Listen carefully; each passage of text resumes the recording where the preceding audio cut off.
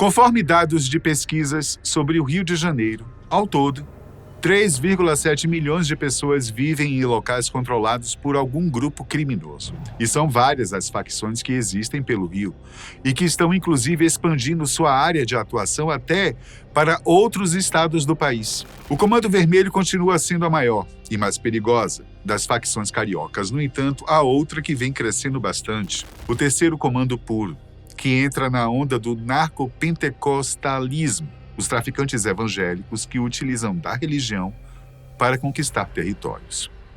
No vídeo de hoje, você vai entender como essa facção criminosa surgiu e como ela busca expandir seu domínio para além do Rio de Janeiro, sempre entrando em confrontos diretos com o Comando Vermelho, seja lá onde estejam.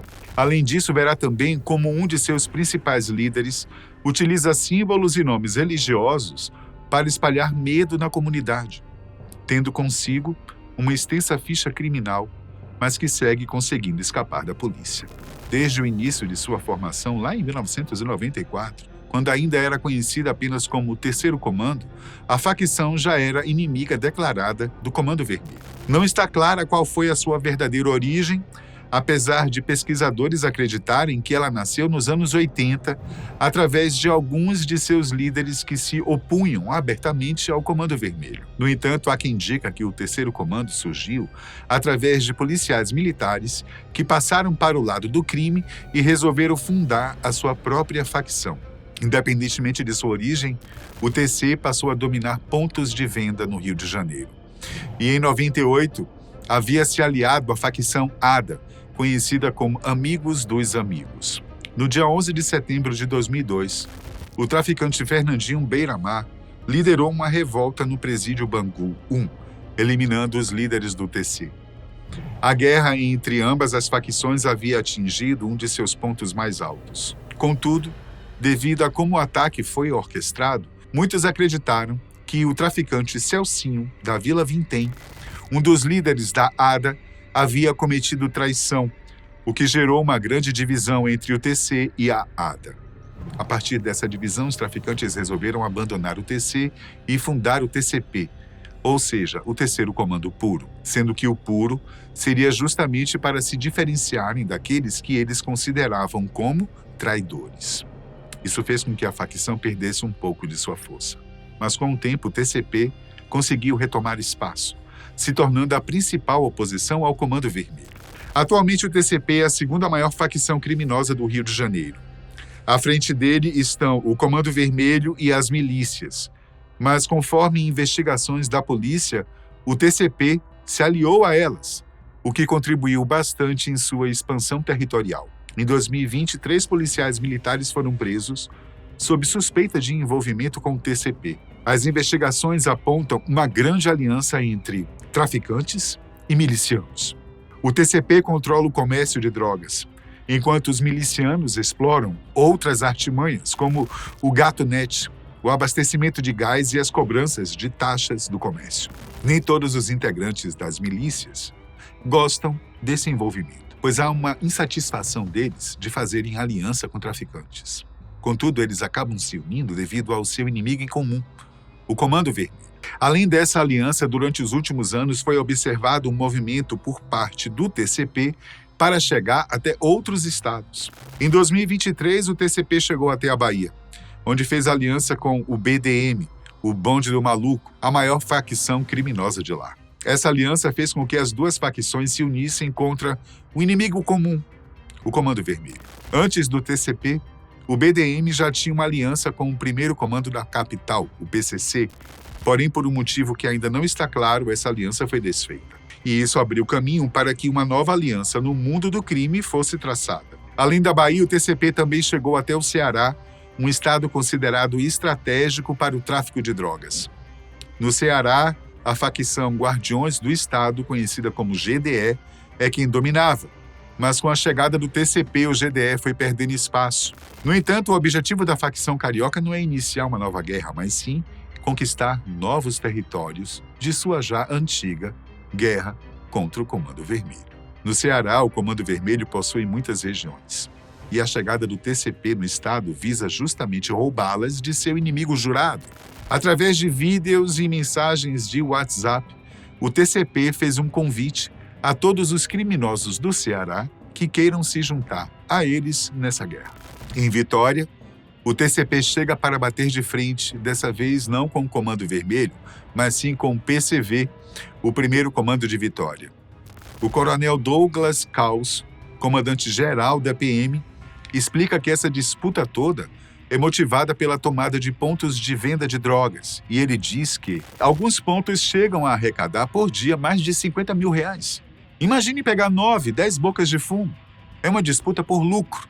Ou seja, no final, é o lucro do tráfico que movimenta todas as disputas, por mais que nos últimos anos o TCP tenha se declarado como uma facção evangélica.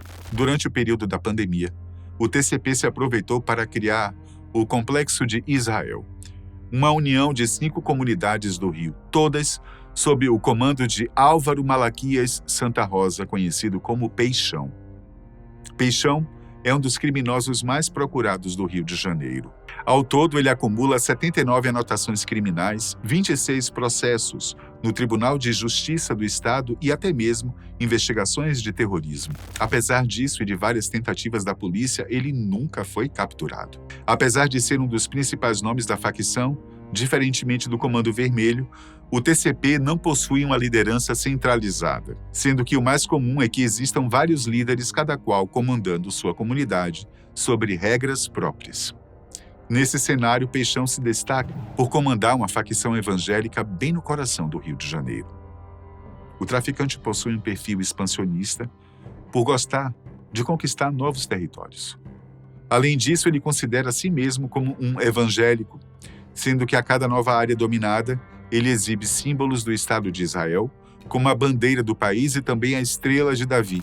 Além de Peixão, o criminoso tem uma outra alcunha. Ele gosta de ser chamado de Arão, o irmão bíblico de Moisés. Sua própria quadrilha é também bastante conhecida como Tropa do Arão. A influência evangélica que ele traz para seu território se baseia não apenas em passagens e símbolos bíblicos desenhados nas comunidades, mas é também marcada por casos graves de intolerância religiosa. Dentre um dos vários crimes de Arão está a autoria de diversos ataques contra religiões de matriz africana. E há também denúncias dentro das comunidades relatando que ele já chegou a proibir o uso de branco pelos moradores, destruiu vários terreiros locais e chegou até mesmo a proibir festas juninas em igrejas católicas da região. O Complexo de Israel acaba se tornando um caso único, um fenômeno no qual os pesquisadores chamam de narcopentecostalismo, conforme a cientista política Cristina Hinz. O termo neopentecostalismo tem sido empregado por diversos pesquisadores que analisam o fenômeno de narcotraficantes que assumem, de forma explícita e aberta, religiões neopentecostais, inclusive em suas atividades criminosas. E fazendo coro à pesquisadora, o delegado Maurício Mendonça, um dos responsáveis pela investigação, também chegou a comentar sobre esse fenômeno, dizendo: o que a gente tem conhecimento é que o líder do tráfico de drogas naquela região impõe de maneira muito contundente a religião por ele praticada. Então ele não permite que outras pessoas pratiquem religiões diferentes.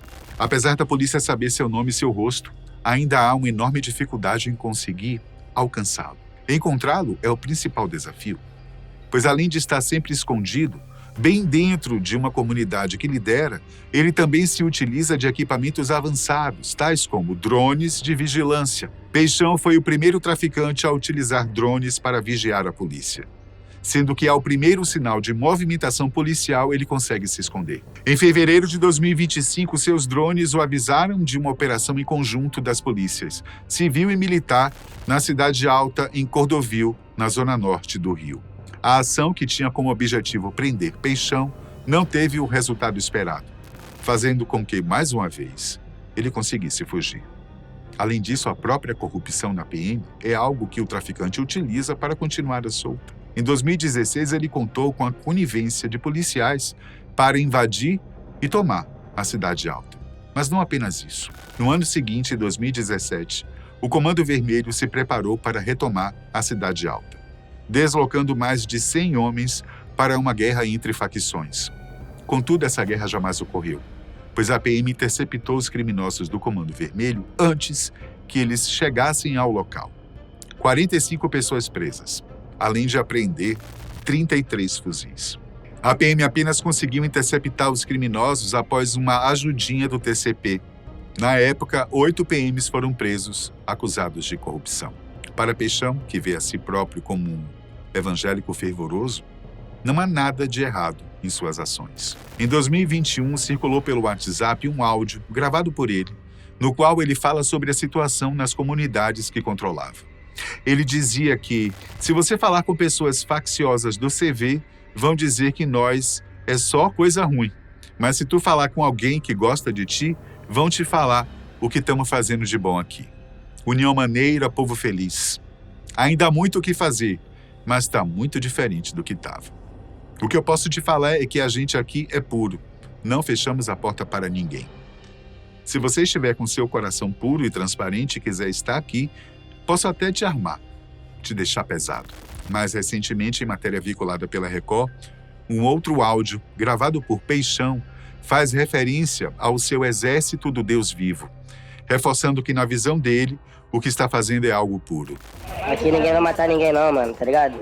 Ou você acha que ficar vendendo crack é uma parada maneira, ou você acha que ficar por aí, roubando aí bolsa de pão das velhinhas aí no meio da rua, igual os caras ficam, é uma parada maneira, entendeu? A gente não faz com o Comando Vermelho nem por nada nesse mundo, mano, tá ligado?